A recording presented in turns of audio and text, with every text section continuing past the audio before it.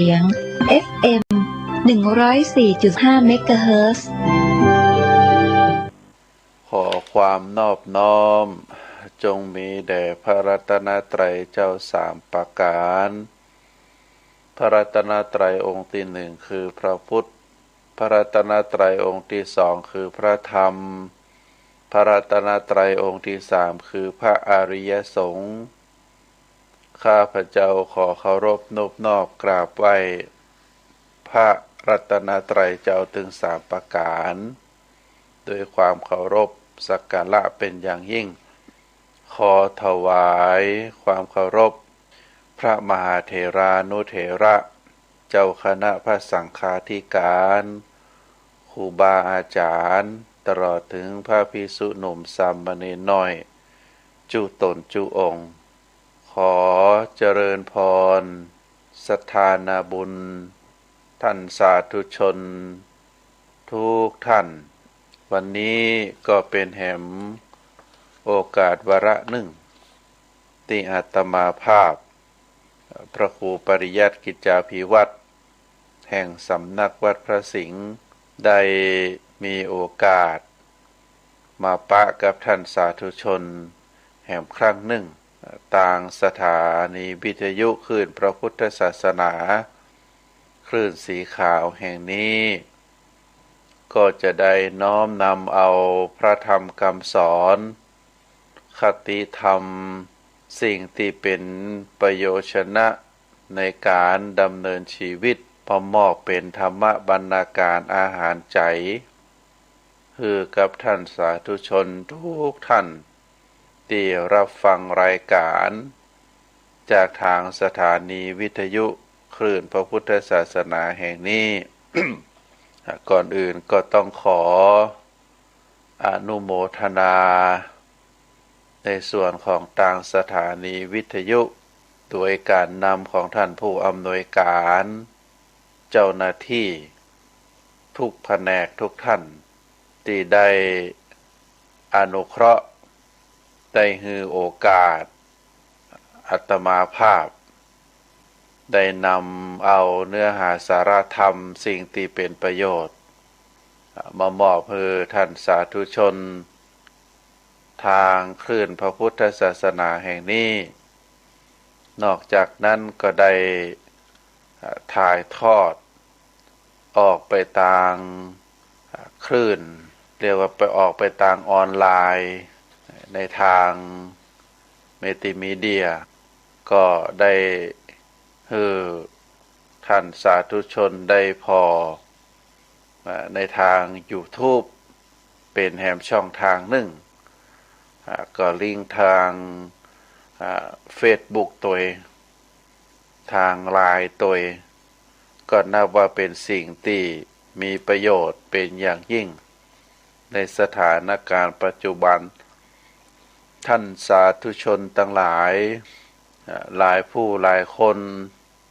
ได้ปรารภ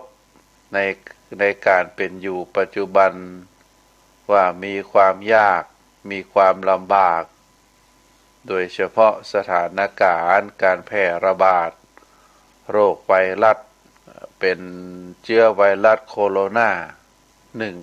19หรือโควิด19ทำให้ความเป็นอยู่หลายสิ่งหลายอย่างเปลี่ยนแปลงไปที่บ่เคยพบบ่เคยปะก็ต้องได้พบได้ปะซึ่งเขาได้ใจคำเป็นภาษาอังกฤษว่า New Normal New Normal ก็คือสิ่งที่เกิดขึ้นใหม่สิ่งที่จะต้องประพฤติปฏิบัติแบบใหม่บ่ใช่ปกติอย่างเช่นการใส่หน้ากากอนามัยแต่ก่อนนี้เราเมื่อสถานการณ์เป็นปกติบ่มีโรคภัยไข้เจ็บเราก็เปิดหน้าเปิดตากันได้หันกันตั้งแต่ศีรษะจรดเท้าก็มีความเป็นปกติว่าเราเคยตั้งแต่เราเกิดมาเราก็ บ่ได้ใส่หน้ากากกัน ก็อาจจะมีช่วงทำการทำงานอยู่กลางตรงกลางนาอยู่กลางให้โดยความร้อนก็เอาหมวกมาสวมหรือบางทีก็อาจจะมีหมวกเกิดขึ้นมาในสมัยใหม่ก็ครอบตึงหัวครอบตึงหน้าก็ครอบตึงคอหันกระตาน้อยเดียวอันนั้นเป็นการป้องกันความร้อน ภัยคนใดคนหนึ่งอยู่ในตรงในนาก็จะใส่อย่างนั้นแต่ถ้าอยู่ในบ้านในจองอยู่ในห้างในร้านในเมืองก็จะบ่ใส่กันแต่ว่าปัจจุบันนี้ก็โดยต้องปฏิบัติตามแนวทางของกระทรวงสาธารณสุขนะเพราะฉะนั้นชีวิตของคนเฮาก็จะมีการปรับมีการเปลี่ยนแปลงเป็นลักษณะแบบนี้ในฐานะที่เฮาเป็นเจ้าของชีวิตเป็นคนคนหนึ่งเป็นเจ้าของชีวิตเฮาจะต้องทำความเข้าใจในเรื่องของชีวิตเป็นเรื่องตัวเฮาที่เฮาจะต้องเรียนรู้ที่เฮาจะต้องเข้าใจแล้วก็เมื่อเฮาได้เรียนรู้ได้เข้าใจแล้วเฮาก็จะบ่มีความทุกข์ก็จะมีความสุขกับการดำเนินชีวิตแต่ถ้าเฮาบ่เข้าใจในเรื่องของชีวิตเฮาก็จะปะแต่ความทุกข์ความบ่สบายใจความท้อแท้ความพ่ายแพ้กับชีวิตอันนี้เป็นเรื่องที่เฮาเจ้าของชีวิตต้องพยายามทำความเข้าใจเนอะชีวิตของคนเฮานั้นองค์สมเด็จพระสัมมาสัมพุทธเจ้าได้ตรัสสอนในเรื่องหลักการของชีวิตแล้วก็วิธีดำเนินชีวิตจะมีอยู่2เรื่องถ้าเราพยายามทำความเข้าใจทำการศึกษาใจวันเวลาที่เราพอมีพินิจพิจารณาถึงเรื่องที่พระพุทธเจ้าได้สอนเรื่องชีวิตหลักการชีวิตแล้วก็หลักการดำเนินชีวิตเราก็จะได้รู้ได้เข้าใจได้ทำใจแล้วก็จะมีความสุขในการดำเนินชีวิตหลักการของชีวิตประเภทที่1ที่พระพุทธเจ้าสอนไว้พระพุทธองค์ได้แสดงว่าได้บอกว่าในชีวิตของคนเฮานั้นมีสิ่งที่เสมอกันนะทุกชีวิตมีสิ่งเสมอกันอยู่3อย่างอันที่หนึ่งก็คือสิ่งที่แน่นอนที่สุดคือสิ่งที่ไม่แน่นอนสิ่งที่แน่นอนที่สุดคือสิ่งที่ไม่แน่นอนสรุปแล้วก็คือทุกสิ่งทุกอย่างนั้นบ่มีความเที่ยงแท้แน่นอนมีการปรับเปลี่ยนมีการเปลี่ยนแปลงอยู่ตลอดเฮาจะหันว่าชีวิตของเฮานั้นบ่คงอยู่กับที่มีการเปลี่ยนแปลงอย่างน้อยก็มีความเจริญเติบโตหรือบางทีบางครั้งก็อาจจะใช้คำว่ามีการเปลี่ยนไปตามวัยวัยของคนเฮาจากละอ่อนทารกก็เข้าสู่วัยเด็กสู่วัยรุ่นวัยหนุ่มสาววัยคนใหญ่แล้วก็วัยชราอันนี้เป็นลักษณะของทุกสิ่งทุกอย่างบ่ว่าจะเป็นสัตว์เป็นพืชเป็นมนุษย์ ก็จะมีวงจรชีวิตเป็นลักษณะแบบนี้นะก็คือจะต้องมีการเปลี่ยนแปลงเป็นของที่บ่เที่ยงแท้แน่นอนชีวิตทุกชีวิตเหตุการณ์ที่เราได้มาปะมาพบวันนี้ก็เป็นแหมย่างวันพุธก็เป็นแหมย่างเดือนนี้เป็นแหมย่างเดือนหน้าก็เป็นแหมย่างปีนี้เป็นแบบนี้ปีหน้าอาจจะเป็นแหมแบบอย่างหนึ่งอันนี้เป็นเรื่องที่คู่กับชีวิตเราเรียกว่าสิ่งที่แน่นอนที่สุดก็คือสิ่งที่ไม่แน่นอนในส่วนอันที่สองชีวิตทุกชีวิตนั้นบ่มีความสะดวกสบายตลอดก็จะมีความทุกข์ความยากความลำบากคลาเคล้ากันไปวันนี้มีความสบายใจวันพรุ่งนี้อาจจะมีความทุกข์ใจวันนี้มีเงินมีทองที่จะใช้จ่ายใช้สอยวันพรุ่งนี้ก็อาจจะอัตคัดขัดสนมีความยากมีความลำบากเสาะหาในมาได้วันนี้เรามีที่เรียกว่ามีร่างกายแข็งแรงเดินเหินได้วันพรุ่งนี้อาจจะมีความเจ็บไข้ได้ป่วยไม่สามารถที่จะไปไหนมาไหนได้อันนี้ก็คือเป็นเรื่องของชีวิตโดยเฉพาะชีวิตทุกชีวิตนั้นจะไม่มีความสะดวกสบายต้องมีความยากมีความลำบากเมื่อเป็นลักษณะแบบนี้แล้วก็ให้ท่านสาธุชนได้เข้าใจว่ามนุษย์เท่านั้นหลักการของชีวิตที่พระพุทธเจ้าสอนไว้ว่าจะอันที่สองนั้นก็คือจะไม่มีความสะดวกสบายตลอดเป็นลักษณะเป็นสิ่งที่เกิดขึ้นคล้าเคล้ากันไปวันนี้สบายวันพรุ่งอาจจะทุกข์อาจจะลำบากวันนี้ยิ้มแย้มแจ่มใสวันพรุ่งนี้อาจจะร้องไห้อาจจะร้องไห้แล้วก็วันนี้อาจจะอยู่ด้วยกันมีความสุข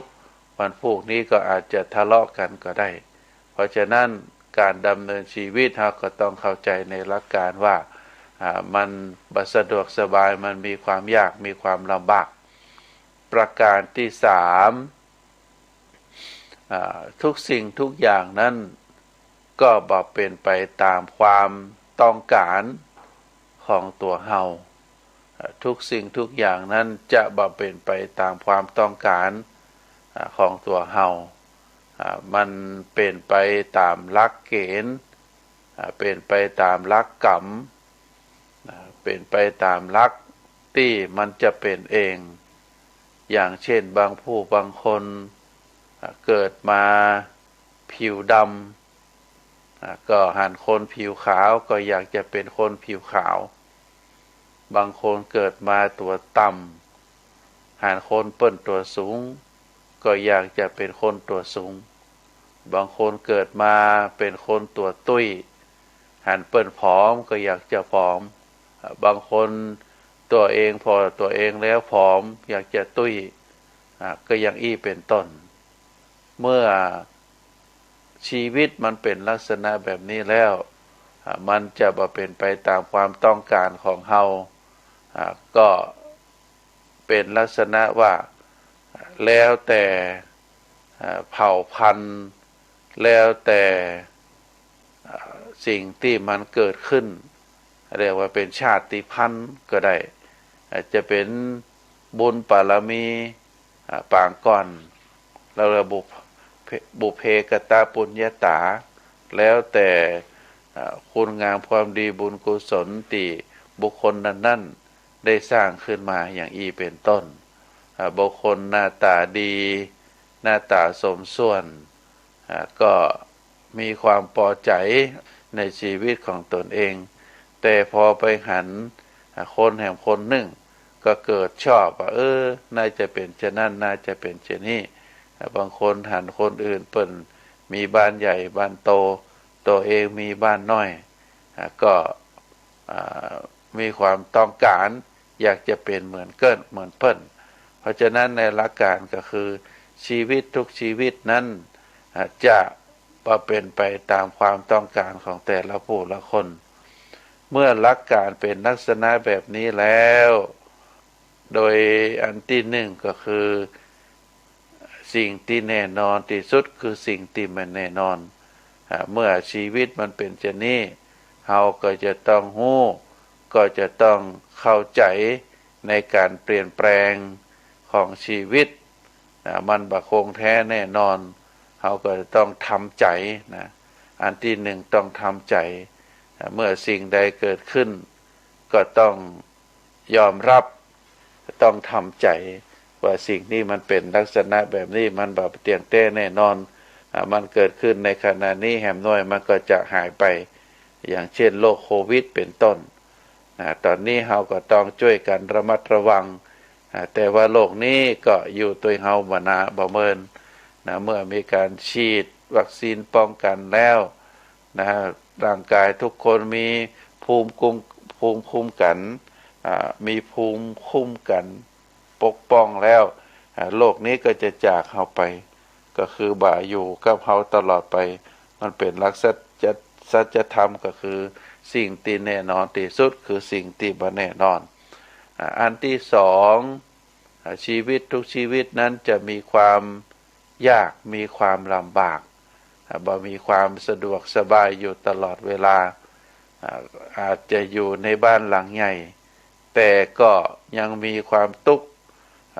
ตรงนี้ก็อาจจะเป็นทุกข์จะต้องทำการทำงานจะต้องรับผิดชอบนักจะต้องดูแลนักก็ถือว่าเป็นความทุกข์มันเดียวกันเพราะฉะนั้นการดำเนินชีวิตในหลักการที่สองเราจะต้องมีความอดทนจะต้องมีความอดทนมีความเรียกว่ามีความอดทนมีความตั้งใจมีความภาคเพียรพยายามที่จะต่อสู้ชีวิตจะไปพ่ายแพ้ชีวิตเราต้องพอคนที่ต่ำกว่าเรายากลำบากกว่าเรามีชีวิตเป็นแบบนี้ยังปองให้พอดีถ้าคนอื่นที่เปิ้นมีความทุกข์มีความยากลำบากกว่าเราก็ต้องเข้าใจทำใจอันที่สามทุกสิ่งทุกอย่างนั้นบ่เป็นไปตามความต้องการของเราบางคนเป็นคนดำก็อยากจะเป็นคนขาวคนอ้วนก็อยากจะผอมคนผอมก็อยากจะอ้วนคนสูงก็อยากจะต่ำคนต่ำก็อยากจะสูงอย่างอี้เป็นต้นเพราะฉะนั้นบางทีบางครั้งคนมีความฮักมีคู่ครองก็อยากจะให้คนที่เข้ามาร่วมเป็นหุ้นส่วนชีวิตของเฮานั้นได้เป็นไปตามความต้องการของเฮาทุกอย่างมันก็เป็นไปบ่ได้เมื่อเป็นลักษณะแบบนี้แล้วเฮาก็จะต้องทำใจก็จะต้องทำใจว่ามันเป็นสิ่งที่เฮาไปควบคุมคืออยู่ตามความต้องการของเฮาบ่ได้เปิ้นก็มีวงจรของเปิ้นเป็นไปตามธรรมชาติของเปิ้นเพราะฉะนั้นเฮาในฐานะที่เป็นเจ้าของชีวิตเฮาจะเป็นไปตามความต้องการของเฮาก็เป็นไปบ่ได้เมื่อลักษณะชีวิตของเฮาเป็นคนแบบนี้เฮาก็ต้องมีความพอใจมีความทำใจแล้วก็ประคับประคองชีวิตของเฮาให้อยู่รอดปลอดภัยให้อยู่รอดปลอดภัยให้การดำรงชีวิตต้องให้เป็นไปตามคันลองของธรรม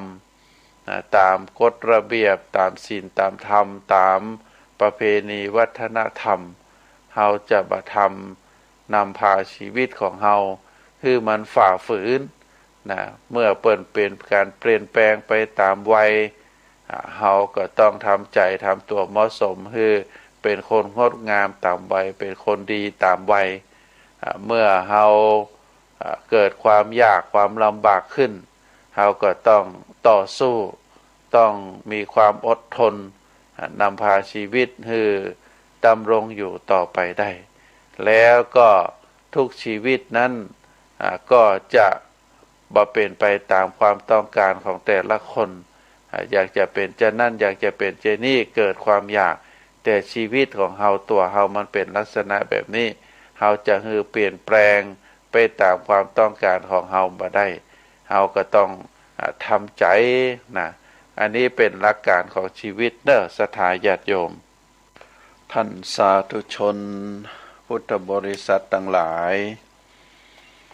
พระพุทธองค์ได้สอน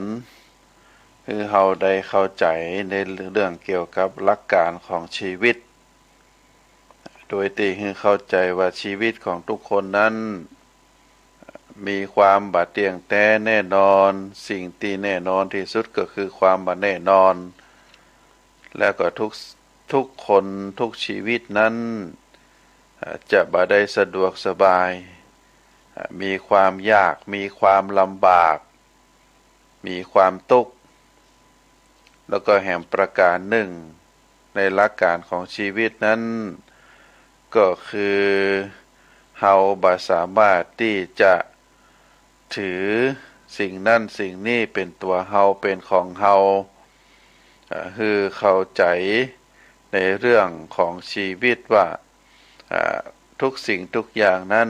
เฮาบ่สามารถที่จะเป็นไปตามความต้องการของเฮาได้ถ้าเฮายังถือตัวถือตนถือเป็นของคนอื่นเป็นของนั่นของนี่ตราบนั้นชีวิตเฮาก็จะบ่พ้นทุกข์ในส่วนของเรื่องการวิธีการดำเนินชีวิตพระพุทธองค์บอกว่ามนุษย์เฮานั้นต้องดำเนินชีวิตด้วยความบ่ประมาทก็คือบ่มัวเมาบ่เลินเล่อบ่พลั้งเผลอความเป็นอยู่ทุกอย่างนั้นจะต้องเป็นอยู่อย่างมีสติควบคุมมีสติที่จะต้องรู้ว่าเฮากำลังทำอะไรหยังกำลังอะไรหยังกำลังคิดอะไรหยังถ้าหากว่าการเป็นอยู่ที่ปราศจากสติควบคุมสติบ่ได้ควบคุมอารมณ์บ่ได้ขาดความยั้งคิดขาดความรอบคอบทำอะไรหยังก็บุ่มบามบ่คิดก่อนจะทำบ่คิดก่อนจะเป็นเหตุให้ทำความผิดเกิดความบกพร่องทำให้เกิดความเสียหายเกิดความติดขัดเกิดความพลาดพลั้งบางครั้งบางคราวก็จนทำให้ถึงแก่การเสียชีวิตไปเช่นในกรณีขับรถโดยความประมาททำให้เกิดความเสียหายทั้งแก่ตัวเองและก็เกิดความเสียหายทั้งแก่คนอื่นอันนี้คือความประมาทพระพุทธองค์ได้ทรงแนะนำเจ้าพุทธของเฮาว่าจะต้องดำเนินชีวิตด้วยความบ่ประมาทความบ่ประมาทนั้นสรุปแล้วก็มีอยู่4ประการประการที่หนึ่งก็คือระมัดระวังความชั่วความบดีระมัดระวังเรื่องบาปอกุศลที่เกิดกับตัวเฮาแล้วก็บ่ให้เกิดขึ้นแหมอันที่สองระมัดระวังความชั่วความบดีเรื่องบาปเรื่องอกุศลที่ยังบ่ได้เกิดขึ้นเตื้อก็บ่ให้เกิดขึ้นประการที่สามระมัดระวังความดีความงามเรื่องบุญเรื่องกุศลที่เฮาได้ทำอยู่แล้วได้มีอยู่ในตัวเฮาแล้วบ่ฮือเสื่อมบ่ฮือสูญฮือทำต่อไปแล้วก็เรื่องที่สี่ก็คือพยายามรักษาพยายามสร้างคุณงามความดีเรื่องบุญเรื่องกุศล ที่ยังบ่มีก็ฮือมีขึ้นไปก็พยายามฮือมีฮือเกิดขึ้นเพราะว่าจะเป็นความดีทางด้านทางกายความดีทางด้านวาจาความดีทางด้านความคิดนะพยายามที่จะสร้างพยายามที่จะฮือมีพยายามที่จะฮือเกิดขึ้นกับตัวกับตนเฮาถึง4อย่าง4ประการนี้เป็นลักษณะความบ่ประมาทเมื่อคนเฮาระมัดระวังความบ่ดีบ่งาม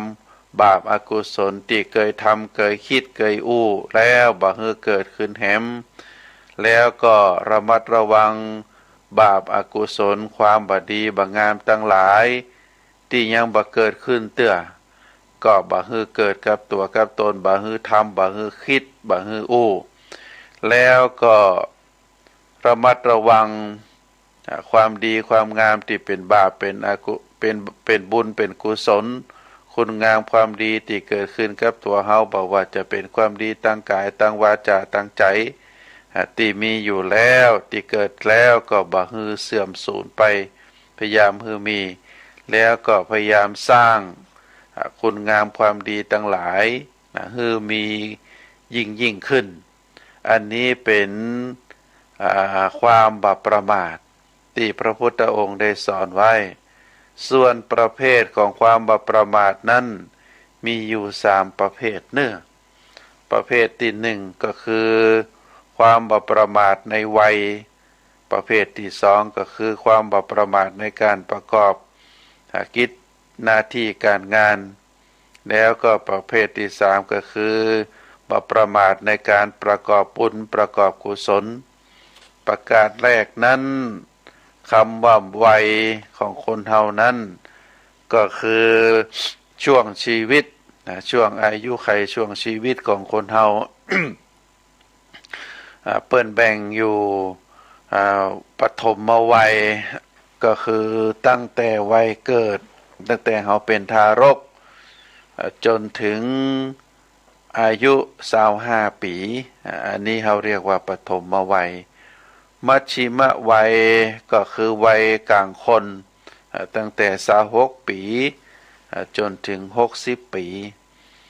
แล้วก็ปัจฉิมวัยก็คือวัยสุดท้ายวัยบั้นปลายของชีวิตก็คืออายุตั้งแต่60ปีขึ้นไปจนถึงสิ้นชีวิตเฮาจะหันความแตกต่างความบ่าลงตัวของวัยซึ่งมีคนอู้ว่าในปฐมวัยนั้นเฮามีกำลังเฮามีเวลาแต่เฮาบ่มีเงินบ่มีทองอยากจะทำอยากจะได้อะหยังก็บ่มีเงินบ่มีทองบ่มีประสบการณ์จำเป็นต้องแสวงหาความรู้แสวงหาประสบการณ์ศึกษาเล่าเรียนตึงในระบบตึงนอกระบบของการศึกษาก็เป็นภาระหน้าที่ซึ่งการศึกษาในปัจจุบันก็เริ่มตั้งแต่วัยอนุบาลหรือวัยก่อนเกณฑ์แล้วเรียกว่าเป็นการศึกษาที่เข้าดำละอ่อนออกจากพ่อออกจากแม่ไปเข้าสู่การศึกษาในการศึกษานั้นนอกจากจะเป็นการศึกษาไว้ก่อนเกณฑ์แล้วต่อจากนั้นก็เป็นวัยการศึกษาขั้นพื้นฐานก็จะมีระดับประถมศึกษามัธยมศึกษาเขาเรียกว่าเป็นการศึกษาขั้นพื้นฐานและต่อจากนั้นก็เป็นการศึกษาในระดับปริญญาตรีปริญญาโทปริญญาเอกเขาถือว่าเป็นระดับอุดมศึกษาเป็นการแสวงหาความรู้แสวงหาประสบการณ์ในชีวิตไผที่ในช่วงปฐมวัยได้ห้ำได้เฮียนได้ศึกษาในระบบจนเป็นที่ถูกต้องเป็นที่เข้าใจเป็นที่สำเร็จเขาก็ถือว่าคนนั้นได้อยู่คันลองการดำเนินชีวิตแต่ถ้าบุคคลใดบุคคลหนึ่งประมาทในชีวิตในเบื้องต้นบ่สามารถที่จะเข้าสู่การศึกษาได้แต่ว่าเป็นการเข้าสู่ระบบแรงงานทำงานรับจ้าง เป็นรายวันหรือบางทีพ่อแม่มีส่งสามารถจะส่งเรียนได้แต่ตัวเองบ่ห้ามบ่เรียนติดเปื้อนติดฟุ้งติดแอวอย่างนี้ก็ถือว่าเป็นความประมาทในชีวิตในมัชชิมวัยเป็นวัยกลางคนวัยที่มีกำลังมีเงินแต่บ่มีเวลาเพราะช่วงที่มีชีวิตอยู่นั่นต้องทำงานเป็นข้าราชการเป็นนักธุรกิจสร้างหลักสร้างฐานสร้างครอบครัวก็จึงใช้เวลาส่วนมากในการทำสิ่งต่างหลายเหล่านี้ซึ่งก็จำเป็นจะต้องใช้เวลาตลอดช่วงใบนี้ในการแสวงหาเงินแสวงหาหลักหาฐานก็เป็นช่วงที่ต้องใช้เวลาส่วนนักก็บ่ค่อยมีเวลาแล้วก็มัชชิมวัยมีเงินมีเวลาแต่บ่มีกำลังเพราะจะทำอะไรหยังก็บ่สะดวกเมื่อเข้าสู่วัยชราแล้วร่างกายก็บ่อำนวยทำให้คนเฮาที่ยังบ่เข้าใจในวัยของชีวิตมักจะบอกว่ารอก่อนคือพร้อมกว่านี้คือแก่กว่านี้อันนี้ก็ยังบ่สามารถที่จะทำคุณงามความดีได้ในทางที่ถูกต้องเฮาจะต้องรีบประกอบคุณงามความดีเป็นประจำทุกวันจะนักจะน้อยเฮาก็บ่ว่ากันก็จะต้องบ่รอว่าวันพุกนี้ก่อนหรือเดือนหน้าก่อนปีหน้าก่อนก็ควรรีบในทำคุณงามความดีในถึงนี้แบ่งเวลาแบ่งชีวิตให้ถูกเพราะว่าคนเฮาได้มีเวลา24 ชั่วโมงเท่าเดียวกันในแต่ละวันทุกคนก็มีช่วงชีวิตจะเป็นสัปดาห์เป็นเดือนเป็นปีก็เท่าเดียวกันแต่ขอให้เฮาได้ใช้เวลาแบ่งเวลาให้ถูกเพราะว่าชีวิตของคนเฮานั้นเปิ้นเรียกว่าชีวิตคือการเดินทางของชีวิตในโลกนี้บ่มีเข็มทิศบ่มีเข็มชีวิตบอกให้เฮาทราบว่าเฮาจะอยู่บนโลกใบนี้กี่ปีบ่ฮู้ว่าเฮาจะมีอายุสั้นหรือยาวอันนี้ก็ถือว่าเป็นการดำเนินชีวิต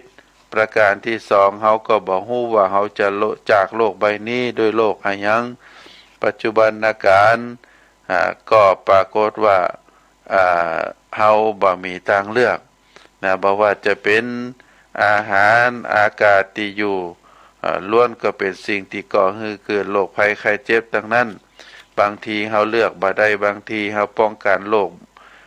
นี้บ่ได้โรคโน้นก็ได้ก็ทำให้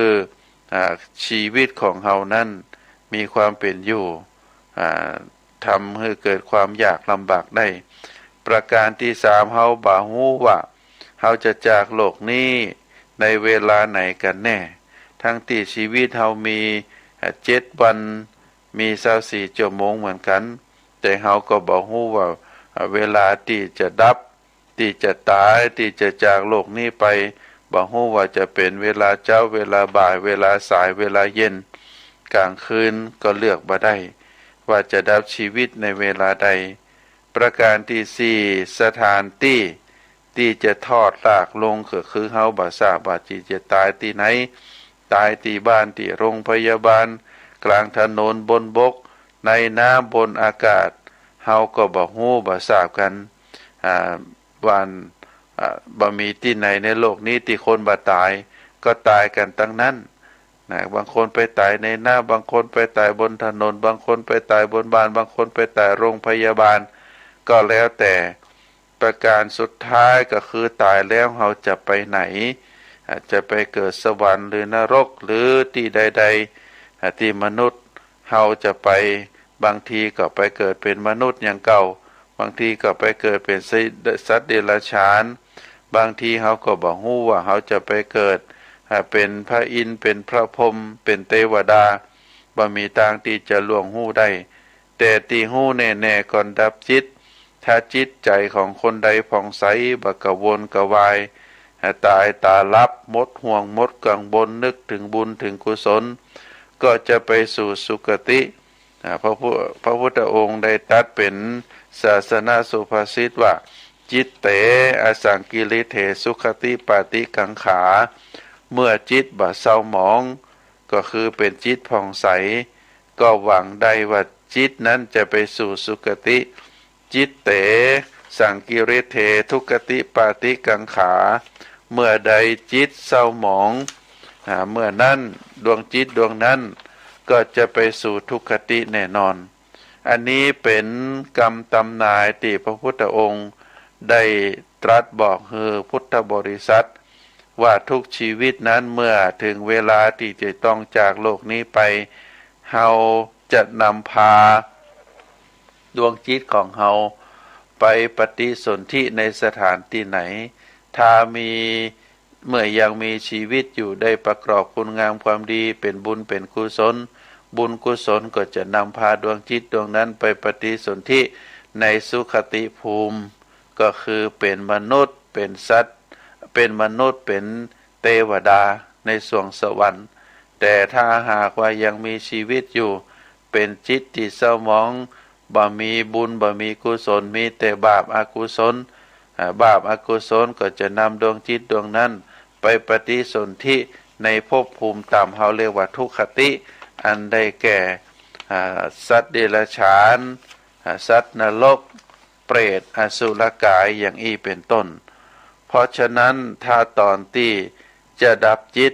ถ้าจิตนึกถึงเรื่องอะไรยังก็มักจะไปเกิดแถวนั้นทั้ง4-5ประการนี้ก็จะเกิดขึ้นกับตัวเฮาเมื่อใดคือจะอยู่ในโลกกี่ปีมีอายุสั้นหรือยาวจากโลกนี้ไปโดยโลกอะไรยังจะจากโลกนี้ไปในเวลาใดตายที่ไหนแล้วก็ตายเวลาใดแล้วตายไปแล้วจะไปเกิดที่ไหนสิ่งทั้งหลายทั้งมวลเหล่านี้เจ้าของชีวิตนั้นบ่ฮู้บ่ทราบได้เพราะฉะนั้นจึงเตือนเฮาท่านทั้งหลายว่าอย่าประมาทในวัยประการที่2บ่ประมาทในการประกอบกิจหน้าที่การงานคนเฮาเกิดมาต้องสร้างคุณงามความดีให้กับตัวเก่านะก็คือจะต้องทำหน้าที่นะจนถึงวาระชีวิตของเฮาก็คือการศึกษานะเมื่อศึกษาแล้วมีความรู้แล้วก็นำความรู้มาประกอบอาชีพการงานเลี้ยงตัวเองเลี้ยงครอบครัวให้มีความสุขบ่ให้อัตคัดขัดสนมีความเป็นอยู่อย่างสะดวกสบายมีฐานะมั่นคงบ่ยากจนคนแค้นเพราะเป็นคนขยันมีความมั่นภาคเพียรพยายามทำการทำงานอันนี้ก็เป็นสิ่งที่เฮาจะต้องประกอบกิจหน้าที่การงานด้วยความบ่ประมาทแต่ถ้าเฮาประมาทขี้ข้านเอาแต่เล่นเอาแต่แอวเอาแต่กินเอาแต่นอนเอาแต่ทำในสิ่งที่บ่เป็นประโยชน์ติดการพนันดื่มสุราเมลัยเป็นนักเลงเอวนักเลงกินนักเลงการพนันทำแต่สิ่งที่บ่ดีบ่งามอันนี้ก็ถือว่าประมาทในชีวิตเพราะฉะนั้นเฮาก็บ่ควรประมาทประการที่3บ่ประมาทในการประกอบบุญประกอบกุศลท่านสาธุชนทั้งหลายครูบาอาจารย์เปิ้นสอนไว้บอกว่าความชั่วกับความดีความชั่วเฮาต้องละความดีเฮาต้องทำความดีให้นักๆความชั่วกับความดีในทางพระพุทธศาสนาว่าเกิดกับตัวเฮาเองเฮานั้นสร้างความดีก็ได้สร้างความชั่วก็ได้สิ่งที่สร้างนั้นเฮาเรียกว่ากรรมคือการกระทำของแต่ละบุคคลกรรมดีเฮาเรียกว่ากุศลกรรมกรรมบ่ดีเฮาเรียกว่าอกุศลกรรมคนเฮาสร้างกรรมไว้3ทางก็คือตั้งกายตั้งวาจาและก็ตั้งใจเพราะฉะนั้นเฮาต้องระมัดระวังการสร้างคุณงามความดีนั้นความดีหรือความบ่ดีนั้นก็จะถูกเก็บไว้ในใจของเฮาเพราะฉะนั้นเฮาพยายามสร้างหรือเก็บแต่คุณงามความดีมีแต่ความชื่นชมมีแต่ความสุขสงบใจความเย็นใจความสบายใจแต่ถ้าเฮาเก็บแต่คุณงามความบ่ดีไว้ในใจจิตใจก็จะมีแต่ความอิจฉาริษยาสิ่งบ่ดีทั้งหลายก็จะเผาเฮาทุกลมหายใจเข้าออก ทำให้ใจร้อนรุ่มจิตใจขุ่นมัวเป็นจิตใจที่เศร้าหมองเพราะฉะนั้นความดีหรือความชั่วจะเกิดขึ้นกับตัวเราเองก็เพราะว่าตัวเราเองบ่ใจเพราะคนอื่นเพราะฉะนั้นเราต้องรีบกระทำสิ่งที่เป็นคุณงามความดีไว้กับตัวเราแล้วก็พยายามละสิ่งที่บ่ดีมางามบ่ให้เกิดขึ้นกับตัวเราแหมอันนี้เป็นสิ่งที่เราต่างหลายในฐานะที่เป็นเจ้าของชีวิตก็จะต้องระมัดระวังเน้อศรัทธาญาติโยมเมื่อชีวิตของเราเป็นเช่นนี้ก็จะต้องอยู่ในวัยที่ว่ามาก็คือปฐมวัยมัชชิมวัยแล้วก็มัชชิมวัยแล้วก็ปัจฉิมวัยนะเราก็ต้องพิจารณาว่าเราอยู่ในวัยไหนนะเพราะฉะนั้นเมื่อเราเป็นไปตามคันลองชีวิตเกิดมาแล้วก็จะต้องแก่แล้วก็จะต้องตายเพราะฉะนั้นเราจะเอาชีวิตของเราเป็นลักษณะแบบไหนพระพุทธองค์ว่าบ่ให้ประมาทเมื่อประมาทแล้วก็จะต้องทำความดีฝากคุณงามความดีฝากสิ่งที่ดีงามทั้งหลายไว้กับชีวิตของเราคือเป็นอนุสรณ์สถานสำหรับอนุชนรุ่นหลังว่าเฮานั้นชื่อนั้นนามสกุลนั้นก็ได้อยู่ได้ดำรงชีวิตในโลกนี้อย่างมีคุณค่าเพราะฉะนั้นก็ขอฝากคือศรัทธาญาติโยมทั้งหลายได้พิจารณาในช่วงนี้ก็ถือว่าเป็นโอกาสสุดท้ายของรายการอาตมาภาพพระครูปริยัติกิจจาภิวัตรสำนักวัดพระสิงห์ก็ขอนำรายการจากท่านสาธุชนไปก่อนก็ขออำนวยอวยพรท่านสาธุชนทุกท่านที่รับฟังรายการก็ขอให้บุญกุศลคุณงามความดีได้ปกห่มคือศรัทธาทุกท่านญาติโยมทุกคนให้มีความสุขมีความเจริญนิราขาแค้วจากทุกโศกโรคภัยพยันตรายทั้งหลายจงเจริญโดยจตุรพิทพรชัยมีอายุวรรณะสุขภาละปฏิภาณธนสารธรรมสารสมบัติรุ่งเรืองโดยลาภยศสุขสรรเสริญจงทุกประการขอเจริญพร